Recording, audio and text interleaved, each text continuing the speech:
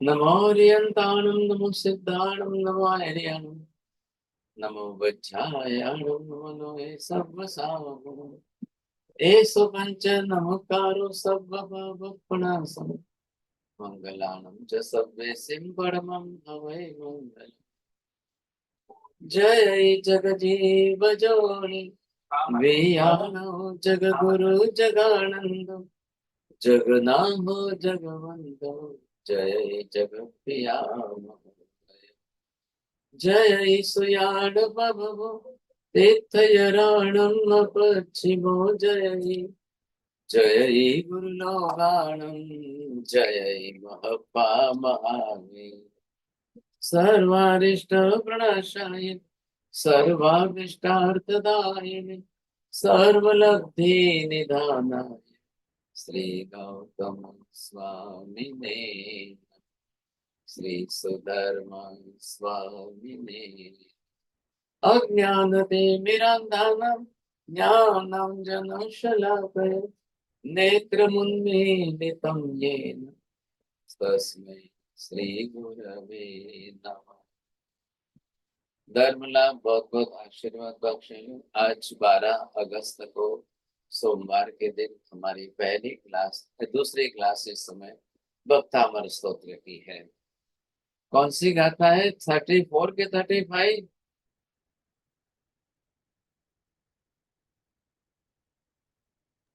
34 हो चुकी है।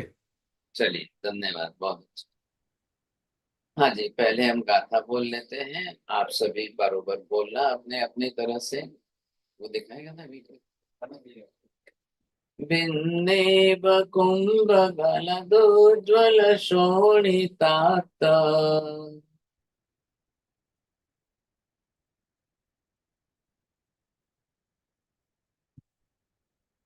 मुक्ता फल प्रकर भूषित भूमि भाग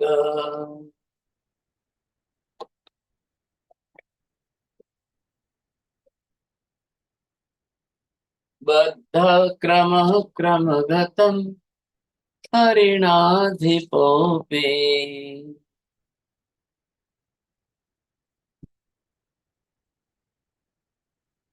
नाक्रामति क्रमयुगाचल संसृतं ते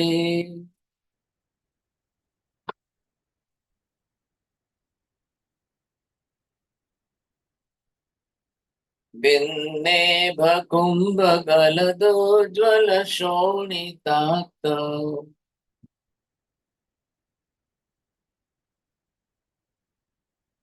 मुक्ताफल प्रकरभूषित भूमि भाग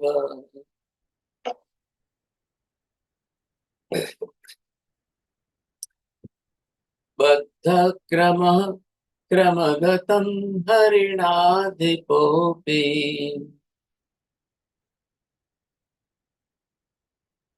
नाक्रामति क्रमयुगाचल संसृतं ते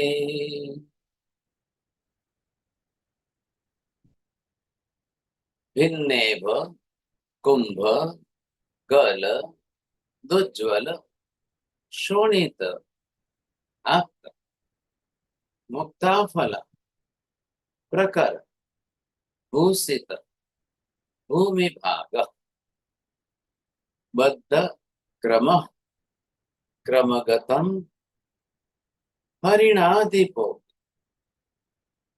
नाक्रामति क्रम युगाचल संसृतम ते।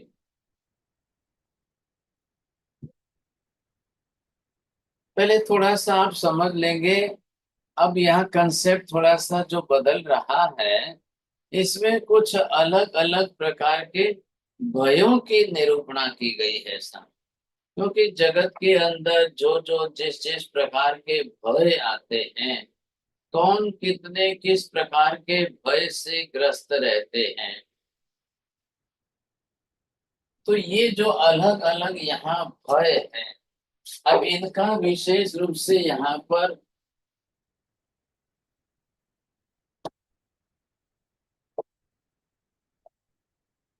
ऐसे अलग अलग प्रकार के भय, जो भय सामने आने पर लोग भयभीत होते हैं, उन भयों के अंदर कई बार जो है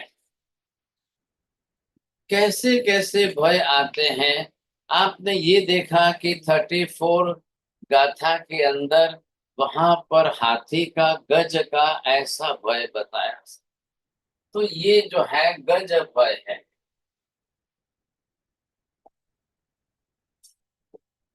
इधर ये आप देखेंगे सिंह का भय है।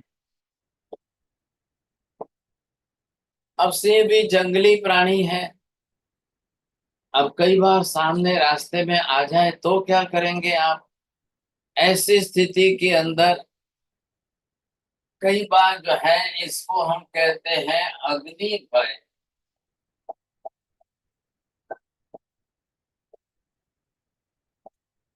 दावानल है।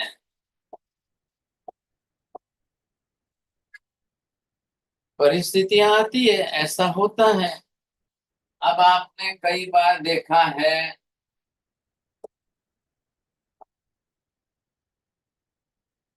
सांप का। अब ये सब भय कैसे हैं कि मृत्यु कारक निमित्त बन जाए। सांप जहरीले भी होते हैं। अब ऐसी परिस्थिति के अंदर कई बार आपने देखा है युद्ध का भय।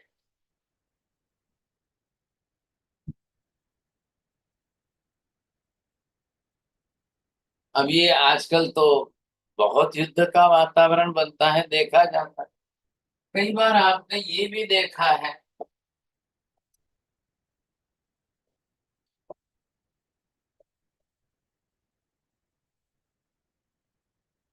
शस्त्र अस्त्र के भय बहुत चलते हैं सब। कई बार आपने देखा है समुद्र के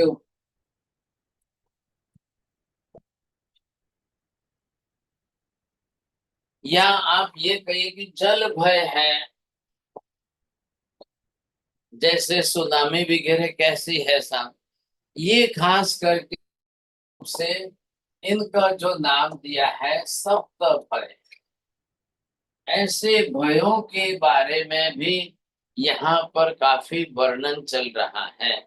अब किस समय किस भय का, ये मानतुंग सूरी महाराज अपनी तरफ से कह रहे हैं कि जब जब ऐसे भयों का वातावरण आता होता है, परिस्थितियां सामने विकट आ गई, तब आप क्या करोगे?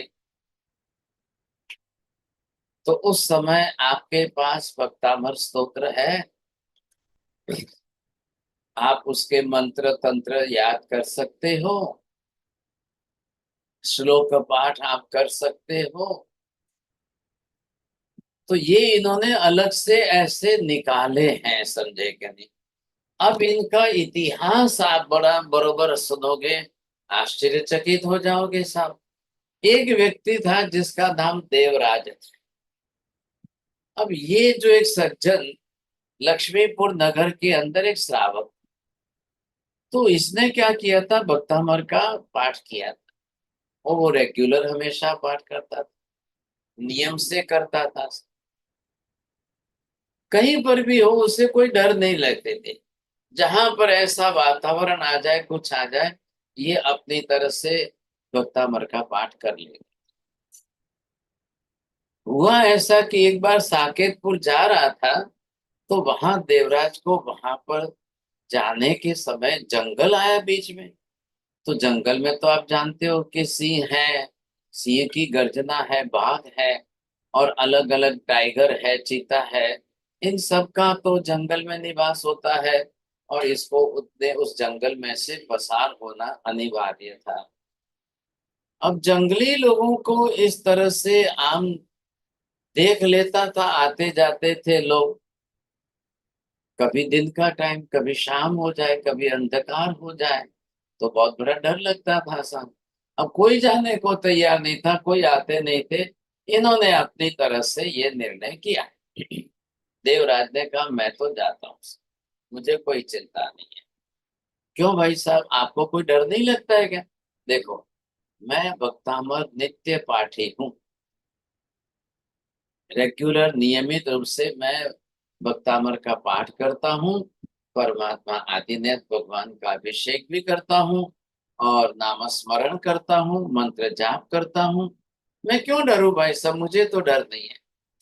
लोग कहते थे देखो भाई साहब ये बातें सब आपकी जरूर है, लेकिन जरा सोच समझ के चलना। मध्याह्न का समय हो गया और वहां से सब लोग चल रहे थे साथ में, काफी लोग साथ में थे।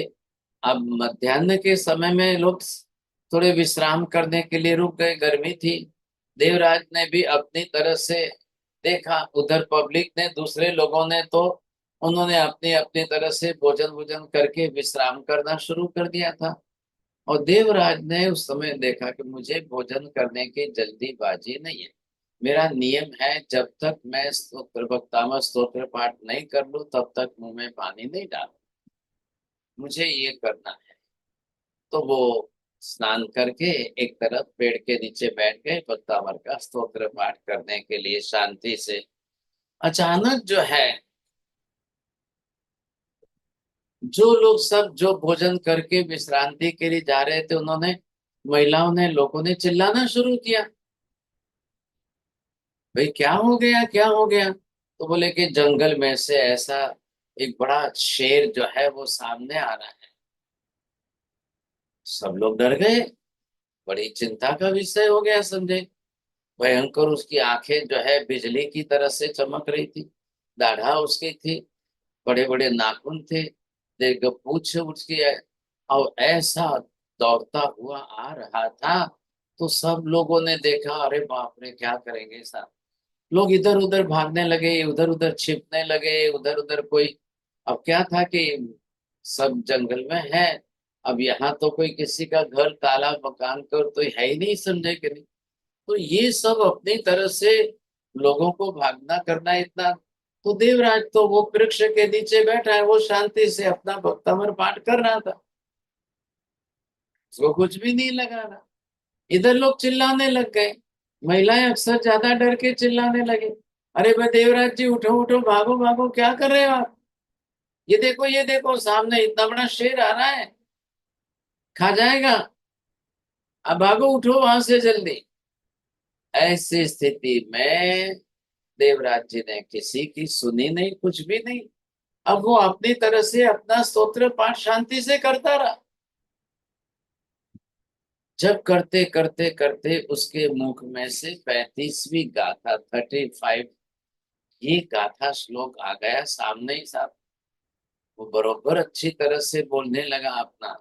और जब बोलने लगा तब उस समय जो है, पिन्ने बकुंभ गलदो ज्वल शोणिता, वो खुद बोलने रहे। देवराज ने अपनी तरफ से थोड़ा जोर से बोलना शुरू किया। वो भागता हुआ शेर सिंह जो आ रहा था, अजी दिखाइए, चित्र दिखाने हैं। ये नहीं, पहले 35, ये नहीं है, दूसरी है 35 है।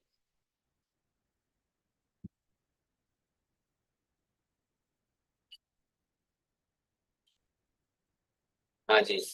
अब ये जो है आपने देखा, हाँ नीचे करिए, बस। अब देखिए यहाँ पर जो शेर है, बस बस नीचे, हाँ, इधर देखो ये हाथी पड़ा हुआ है, उधर वो दूसरा हाथी देखोगे दूर में वो भाग रहा है, वो निकल गया। और यहाँ पर आप देख रहे हो, तो यही शब्द इन्होंने यहाँ पर अर्थ के साथ में इस श्लोक में लिखे हुए हैं। आप देखिए वो जो हाथी नीचे गिरा हुआ है ना, उसके मस्तक पर देखिए, तो सिंह ने क्या किया है, पंजे की झपट लगाकर उसके मस्तक पर जो है नाखूनों से उसका मस्तक छीन लिया। छीन लिया तो क्या हुआ, उसमें से मोती के दाने गिरे, उसको बोलते हैं गज मुक्ता।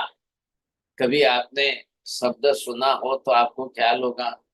ये जो मोती के दाने, ये सिंह के पैर को देखिए आप, सिंह के पैर के पंजे पर नाखून जो है उसमें सारी लाल खून लग गया है। और देखिए वो सफेद सफेद मोती के दाने गिरे हुए हैं, वो गज मुक्ता है। गजमुक्ता बड़ी बहुत कीमती वस्तु है, ख्याल आएगा। लेकिन अब वो बात छोड़िए, यहाँ दोनों पैर देखो आप उसके, सिंह के दोनों पैर खून से लथे पथे हैं, और नीचे जो है सफेद सफेद मोती गिर रहे हैं। उसी का शब्द यहाँ पर लिया है, समझे कि नहीं। बिन्ने कुंभ गरदुज्ज्वल शोणिता, दूसरी लाइन में मुक्ता फल देखा, मुक्ता फल का अर्थ है मोती। हुआ क्या है कि जैसे जंगल के अंदर हाथी का झुंड चल रहा था, तो ये शेर जो है उसने आकर के हाथी के ऊपर लपट दिया। ऐसे जोर से उसने अपनी छलांग लगाई और हाथी के सिर पर से दोनों पैर के पंजों के नाखून बैठा दिए। हाथी का सिर फट गया और उसमें से पंजे में जो है सारे मोती गिर गए। मुक्ता फल बोलते हैं उसको, गज मुक्ता होती है ऐसा। तो वो जो है वो नीचे गिरे हुए, इसको मस्तक का भाग जो है उसको बोलते हैं कुंभस्थल, ख्याल है। तो यहाँ पर वो शब्द दिए हैं इन्होंने, कुंभ, विन्नेव कुंभ। अब जो हाथी का कुंभस्थल है उसको फाड़ दिया, अब उसमें से मुक्ता फल ये गिर गए। गल दुज्ज्वल शोणित, जो सारा खून निकल रहा है, शोणित मतलब फूल है। अब ये सारा खून गिर रहा है, उससे जो है गल रहा है, और उसके कारण जो सफेद मोती, उज्जवल मोती, उज्जवल मतलब चमकते हुए सफेद मोती के दाने जो है वो गिरे हैं। ओहो, अच्छा अच्छा अच्छा। ऐसे उज्जवल रुद्र, लेकिन लाल खून से बलथे पथे मोती के समूह से जमीन पर, आप पृथ्वी के तल पर देखो तो मोती के दाने ऐसे चमक रहे थे। अब वो जंप लगाकर सिंह भी जो है उस भाल के अंदर, जिस तरह से दोनों चरण युगल अपने दोनों पैरों से, अब जैसे ही उसने चरण युग को लेकर के सिंह अपनी तरह से चलकर पर्वत के ऊपर आश्रय करने लगा सब। ये दृश्य आते हैं जंगल के अंदर। अब पहाड़ी हो, जंगली भूमि हो, घास वाली भूमि हो, अब कहीं ना कहीं से ये सिंह वगैरह भाग जाते हैं। पहली दो लाइन यहाँ पर देखिए, बिन्नेब कुंभ, ये कुंभ स्थल से जैसे ही उसने फाड़ा है, सिंह ने झपट लगाई है, उससे निकले हुए गलित शोणित मतलब खून निकल रहा है। लेकिन उज्जवल मुक्ता फल, ये जो है सफेद मोती के दाने, अब जिस तरह से प्रखर भूषित भूमि भाग, ये जमीन के ऊपर सफेद दाने ऐसे मोती के चमक रहे हैं। हाथी तो गिर गया, और सिंह के इस झपट को देखकर दूसरे हाथी वैसे ही वहां से डर के भाग गए। हाँ जी, हाथी बड़ा ताकत वाला होता है, शक्ति बड़ी गजब की होती, लेकिन क्या है कि उनका शरीर इतना बड़ा है, इतना भारी है, वो इतने जल्दी घूम फिर नहीं सकते। और सिंह जो है छोटा है, 6 फुट के लंबाई वाला, और ऐसे झपट करके जो है ये किसी तरह से हाथी को भी फाड़ देता है। ऐसी स्थिति में अब ये दृश्य चल रहे हो, आप ऐसे समय में वहां से पसार होते हो, और सिंह आपके सामने आ जाए तो क्या करना क्या चाहिए? आप सोच लो, समझेंगे तब आपको क्या करना है। बद्ध क्रम क्रमगतम हरिणाधिपोपि नाक्रामते क्रम युगाचल संसृतं ते। अब आपको आश्चर्य लगेगा, देवराज वहां पर ऐसे शांत मुद्रा में है और भक्तामर का पाठ करते जा रहे हैं, बरोबर वो श्लोक पाठ करते जा रहे हैं साहब। हाँ जी, चित्र ऊपर लो, नीचे का भाग दिखाइए आप। हाँ, अब ये युवक बैठा है देखो, जंगल तो वही है भाई साहब, और वो युवक अपने, ये आराधक साधक जो है, वो हाथ जोड़कर परमात्मा आदिनाथ भगवान की स्तवना कर रहा है, दिल से कर रहा है, मन उसी में लगा कर रहा है। एक सेकंड के लिए भी अपने भाव इधर उधर बिगाड़ नहीं रहा है, कुछ भी नहीं। वो आंख खोलकर सिंह को भी नहीं देखना चाहता है, कुछ भी नहीं करना चाहता है। उसने बिल्कुल एकाग्रता पूर्वक भगवान के क्रम युगाचल संस्कृतम। अब हाथ जोड़ करके भगवान के ध्यान में अपनी तरह से तल्लीन बैठ गया, मंत्र जाप करने लग गया, स्थिरता उसने बना ली। और ऐसे स्थिरता बनाकर वो बरोबर परमात्मा का स्मरण कर रहा है। ख्याल है? ऐसे में वही सिंह देखो, उसका मुंह देखो, सिंह के होठ पर, मुंह पर लाल खून लगा हुआ है, पंजों पर देखेंगे आप, बिल्कुल खून लगा हुआ है, समझे कि नहीं? लेकिन अब वो इसके सामने, देवराज के सामने सिंह भी जमीन पर चुपचाप बैठ गया। इतना खूंखार, इतना क्रोधित, और ऐसा सिंह आपको लगे कि अभी फाड़ के खाएगा, लेकिन वो शांत चित्त से, बिना डरे बिना घबराए, आदिनाथ भगवान का स्मरण करते करते भगवान को नतमस्तक होकर वंदना कर रहे हैं, समझे कि नहीं? नाक्रामते क्रम युगाचल संश्रित। परमात्मा के चरण के स्पर्श करते हुए बस ऐसे ही लग रहा है भगवान तो मेरे सामने खड़े उपस्थित है, समझे कि नहीं? और ऐसी स्थिति में ये सिंह देखिए आप, बिल्कुल बद्ध क्रम क्रमगतम।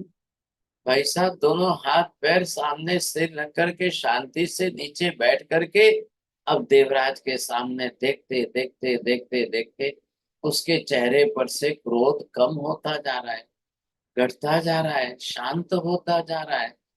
क्या लाया? क्योंकि देवराज तो अपनी तरफ से आंख मूंद करके शांति से बोल रहा है, जोर से बोलने लग गए, समझे कि नहीं?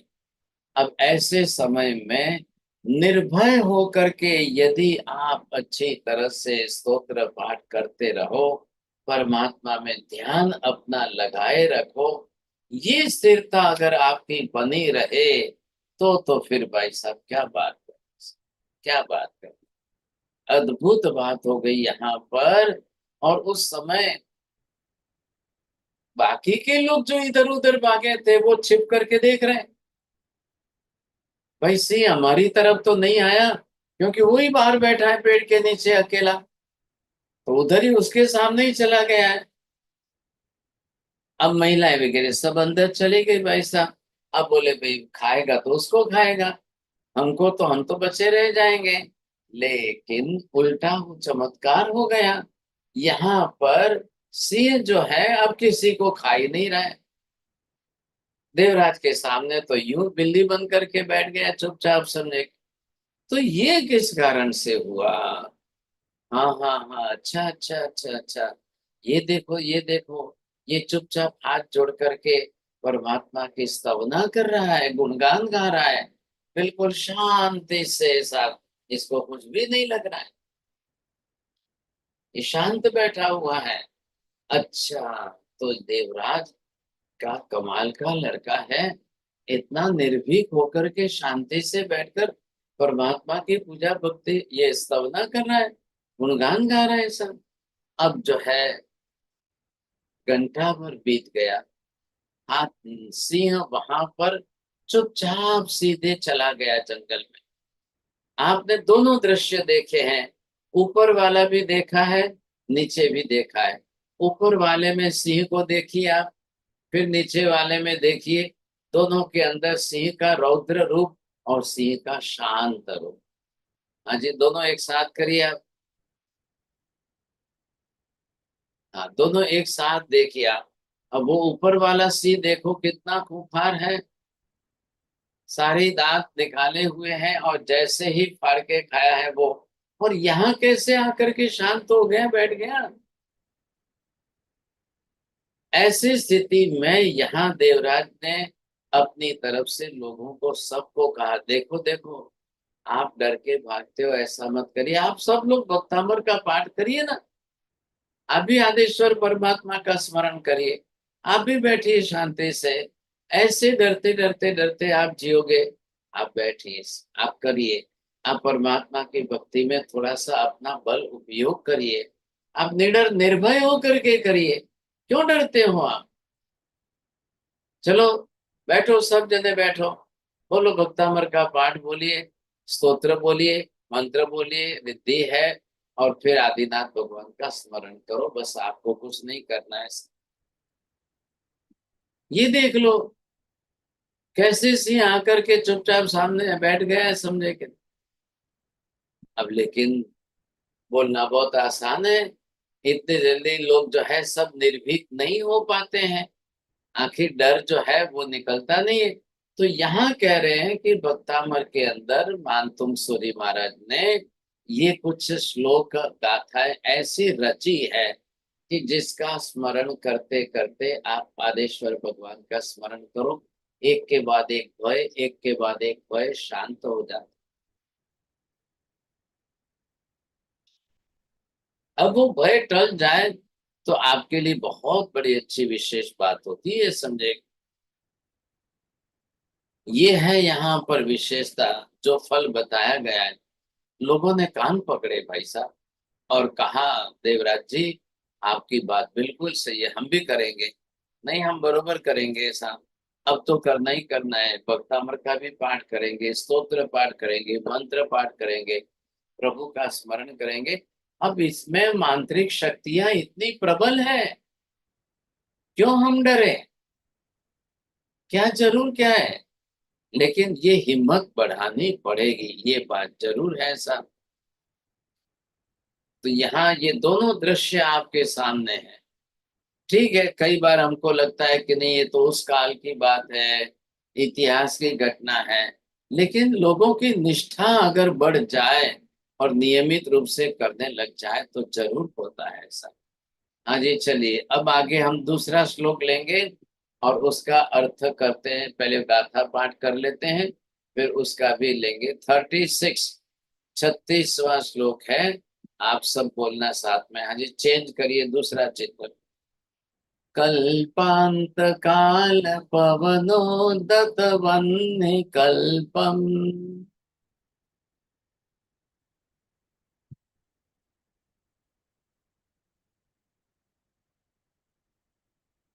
दावानलम ज्वलितमोज्ज्वल मोत्फुल्लिंगम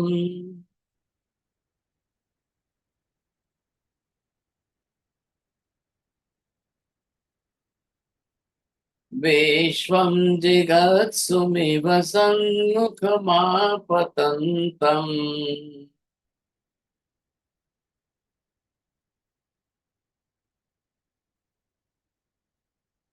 त्वन्नाम कीर्तन जलम शमयत्य शेषम्।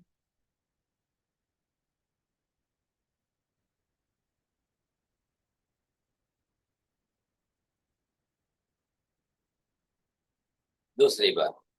कल्पांत काल पवनोदत वह्नि कल्पम्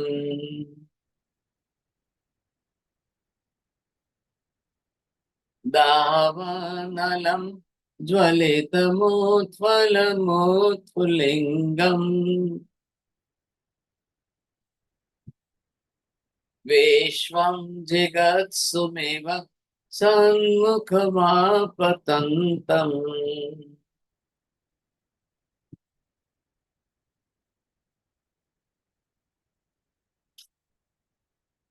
त्वन्नाम कीर्तन जलम समयत्य शेषम्।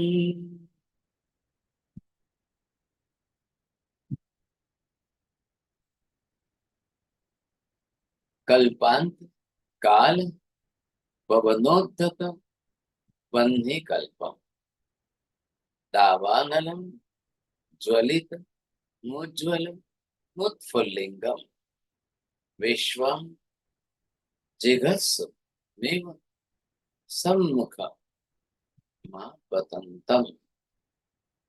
त्वन्नाम कीर्तन जलम शमयत अशेषम। हाँ, देखिए यहाँ पर आप जैसा कि चित्र देख रहे हो, क्या हो रहा है यहाँ पर। पहले सिर्फ आधा ऊपर का चित्र देखिए। अब यहाँ पर आपको देखते ही ख्याल आ जाएगा सब। अब ये विषय लिया है इन्होंने, ये दावानल का अग्नि भय। आप देखिए यहाँ पर कैसे आग लगी हुई है, और इस आग के अंदर लोग जल रहे हैं, कोई कहाँ कोई किधर कोई किस तरह से।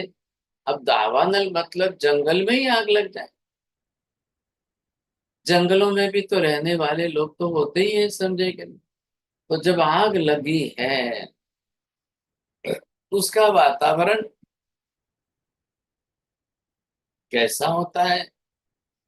हे भगवान, प्रलय काल के अंदर पवन से उद्भूत हुई ऐसी अग्नि जब इस तरह से आग फैलती है, सोचिए सुनिए।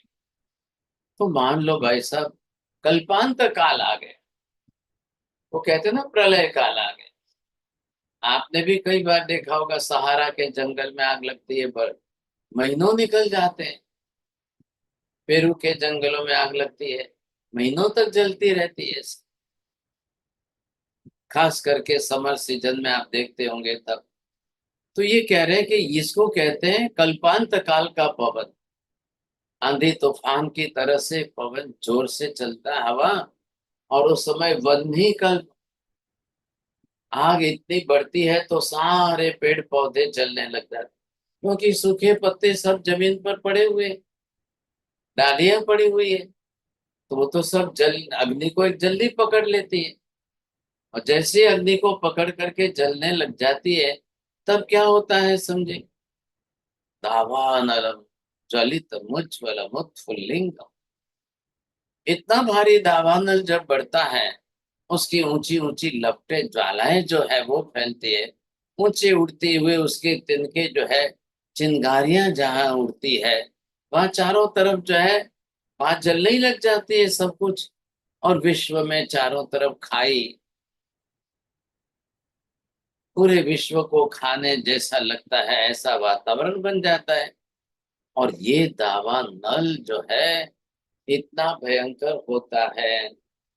ऐसी परिस्थिति में ये नीचे आप कॉर्नर में देखिए, एक साधक बैठ करके भगवान का स्मरण कर, ध्यान लगा कर बैठ, इधर आग लगी हुई है, और इसके बीच में वो ध्यान लगाते लगाते आदिनाथ भगवान को देख रहा है। उसके ध्यान में परमात्मा के दर्शन हो रहे हैं। देखिए इन आग की लट्टों के ऊपर आदिनाथ भगवान का दृश्य है, और ये साधक वहां शांति से बैठ करके सिर्फ भगवान का स्मरण कर रहे हैं। क्या स्मरण करे? तन नाम कीर्तन जलम। हे भगवंत, आपका नाम स्मरण ही कर रहे हैं, तो भी बड़ा आनंद हो रहा है, शांति से। ऐसा नाम स्मरण करते करते करते अब परिणाम ये आए साहब, कि क्या आग शांत होती है? नहीं, तो जंगलों में लगी हुई इतनी भारी आग को तो बुझावे कौन? कौन बुझाएगा आकर के? कैसे बुझेगी आग? इतना सारा जो है आग लगने जैसा मटेरियल, मतलब ये डालियां हैं, सूखे पत्ते हैं, और इतना पड़ा, उसमें कल्पांत काल का पवन, हवा इतनी तेज जो चले, सब फैला दे आग को, इतनी फैला दे। आग लगे, लेकिन अगर पवन इतना जोर का ना हो तो आग इतनी फैलती नहीं है, ऐसा। लेकिन अब दोनों बात हो गई यहाँ पर तो, हवा भी इतनी तेज आंधी हवा है, और आग भी लगी हुई है, दोनों तरफ से दावानल फैल गया है।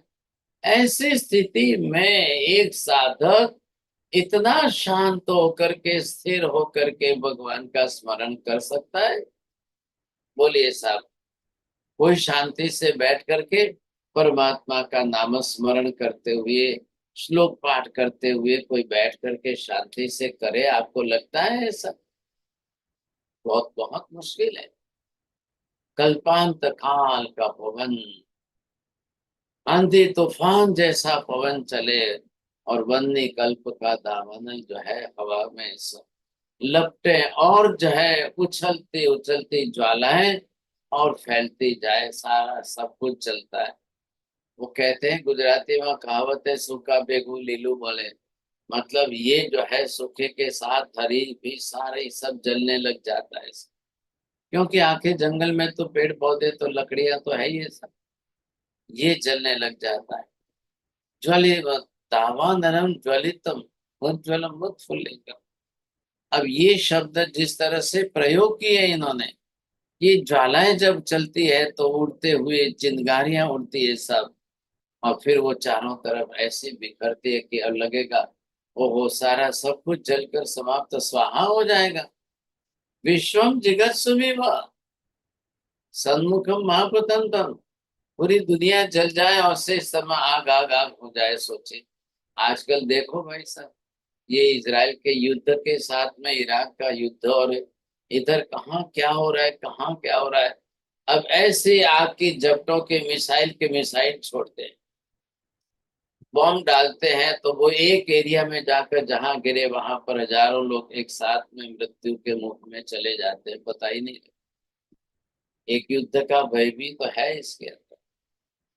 लेकिन ऐसे समय तो नाम कीर्तनम, बस बस बस, हे भगवान आपका नाम स्मरण जो सच्चे दिल से शांति से कोई कर ले तो। हाँ जी, अब चित्र नीचे वाला दिखाइए, ऊपर लो।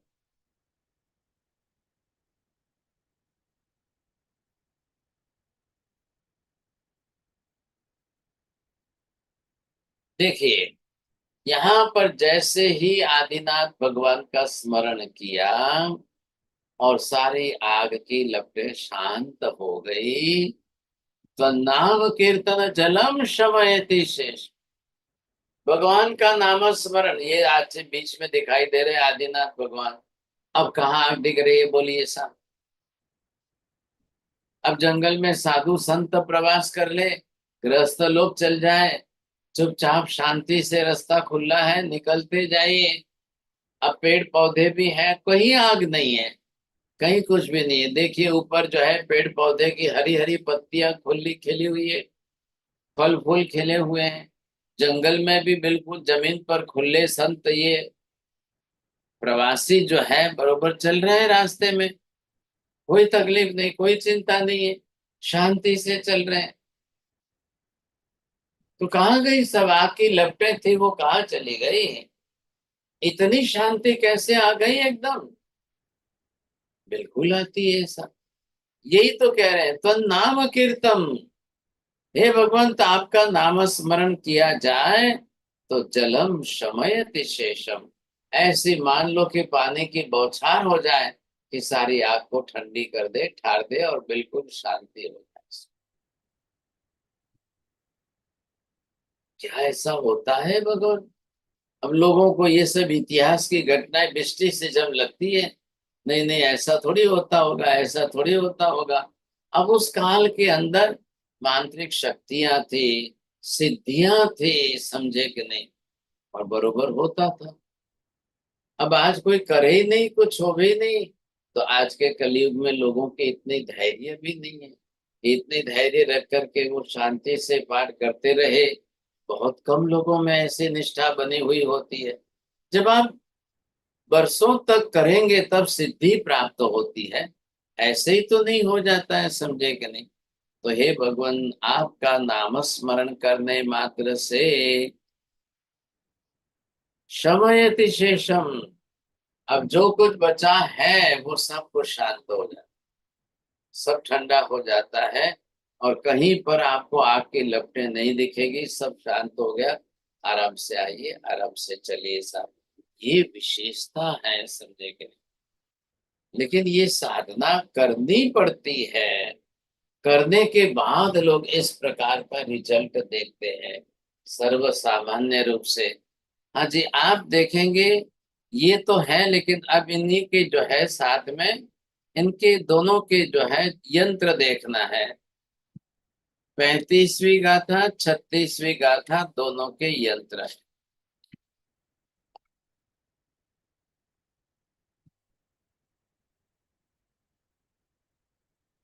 हाँ जी, खोलिए, इनका यंत्र दिखाइए।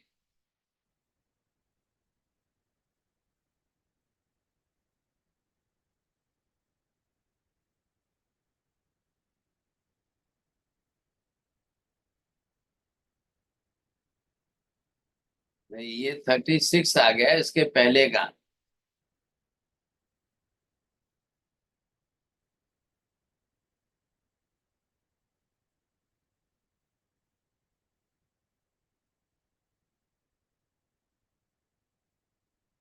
हाँ जी, ये जो है आप देखिए 35 जो हमने गाथा बोली थी वो ऊपर लिखी हुई है ना।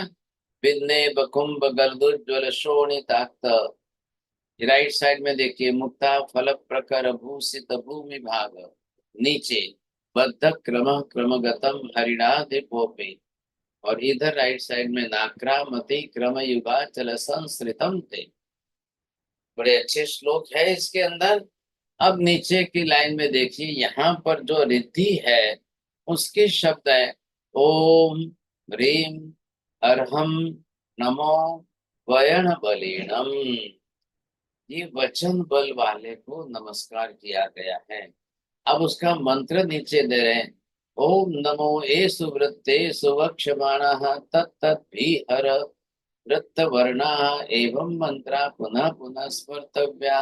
अतो ना पर मंत्र निवेदनाय नमः स्वाहा।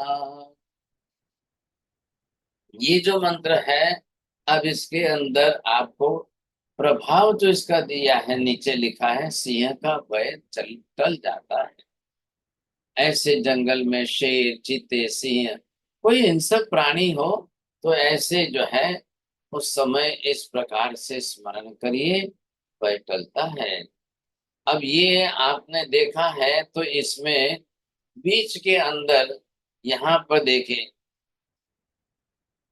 16 बॉक्स बनाए गए हैं ना, देखिए अंदर। अब पढ़िए वहां पर नीचे अंदर से ओम नमो।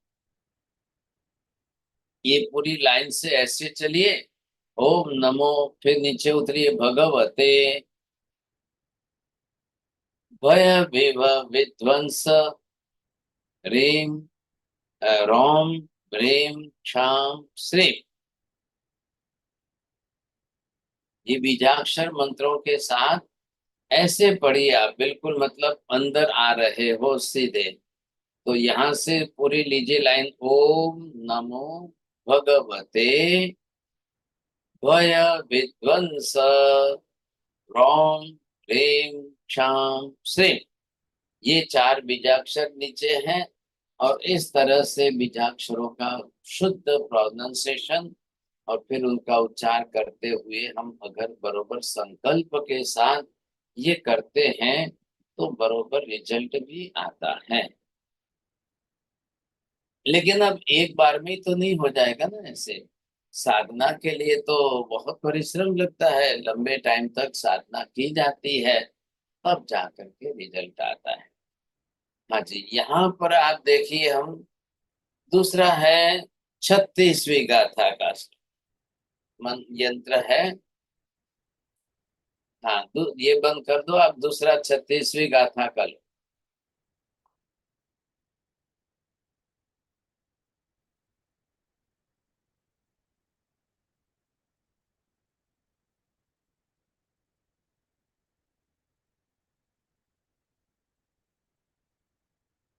ये बंद करिए, अब दूसरा 36वीं गाथा का लेना।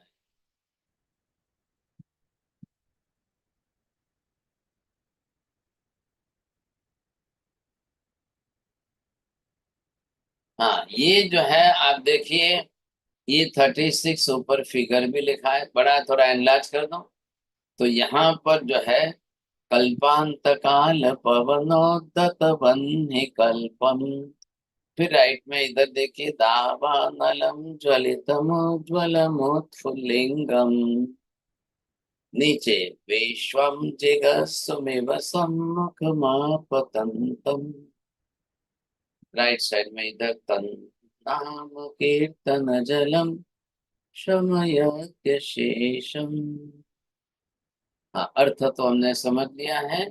अब यहाँ रिद्धि के लिए अंदर से अंदर लिखा है, पहले ऊपर की लाइन में ओम ह्रीम अर्हम नमो काय बलिनम।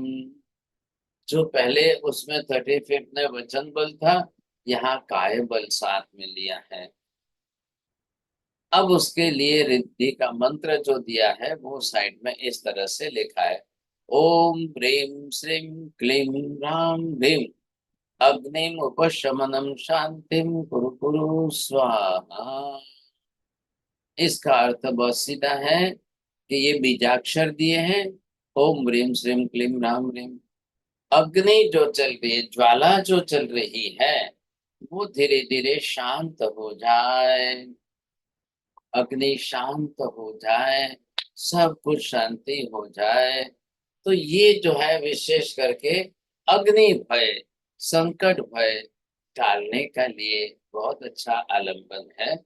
इस तरह से यहाँ पर इसके अंदर भी यही बात आई, क्योंकि अलग अलग एक एक भय के लिए अलग अलग एक एक श्लोक दे रहे हैं, और एक एक श्लोक के साथ में उनका एक एक यंत्र अलग अलग दे रहे हैं। तो जैसे कि यहाँ पर आपको ये यंत्र दिख रहा है अलग से, तो ये भी अलग अलग यंत्र हैं। वैसे ताम्र पत्र के ऊपर बने हुए यंत्र भी इसके उपलब्ध हैं। तांबे के पतरे पर लोग उन यंत्रों को लेकर के और फिर बरोबर रख करके पूजा आदि भी करते हैं, समझेंगे। अब इसके बीच में जो सोम सोम सोम जो है वो लिखा गया है, 14 बार इन्होंने लिखा है। और फिर उसके अंदर ओम सोम ह्रीम क्रोम लोम सुंदर सुंदर पाय नमः, और फिर नीचे फिर वापस ओमकार का चित्र दिया है। ओमकार के अंदर पांचों परमेष्ठी अरिहंत सिद्ध आचार्य उपाध्याय साधु, इन पांचों का स्मरण एक साथ में ओम में होता है। तो ये यहाँ पर जो है अलग से यंत्र दिए, ये हमने श्लोक दिया है, आपको बरोबर पाठ करना चाहिए। नियमित रूप से अखंड अगर हम पाठ करते हैं तो काफी अच्छा रिजल्ट आता है। ये आपको ख्याल आ गया यहाँ पर।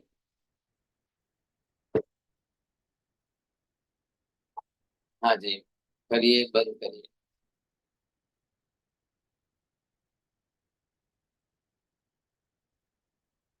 हाँ बोलो, किसी को पूछना है कुछ इसमें?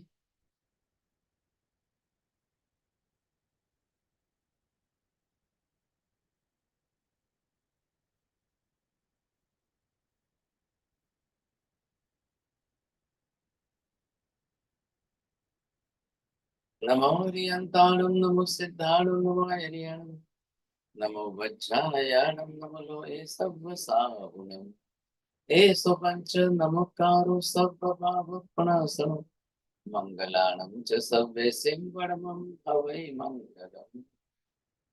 मंगलम भगवान वीरो, मंगलम गौतम प्रभु, मंगलम स्थूलिभद्राद्या जैन धर्मोस्तु मंगलम। चत्तारि मंगलम हरिहंता मंगलम सिद्धा मंगलम साहु मंगलम केवली पन्नतो दुर्मो मंगलम। चत्तारि लोकोत्तम हरिहंता लोकोत्तम सिद्धा लोकोत्तम साहु लोकोत्तम केवले पन्नतो धम्मो लोकोत्तम।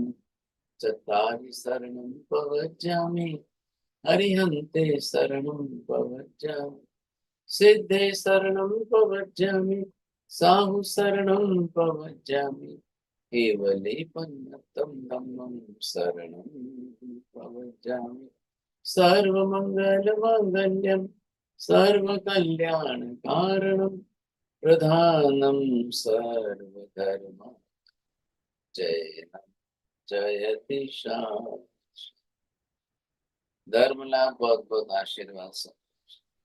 त्रिकाल वंदना साहेब जी। त्रिकाल वंदना साहेब सातामारे। वंदना साहेब जी, त्रिकाल वंदना। मुझे सुख साता माता धर्म वंदना साहेब जी, सुख साता मारे जो लाभ, बहुत आशीर्वाद।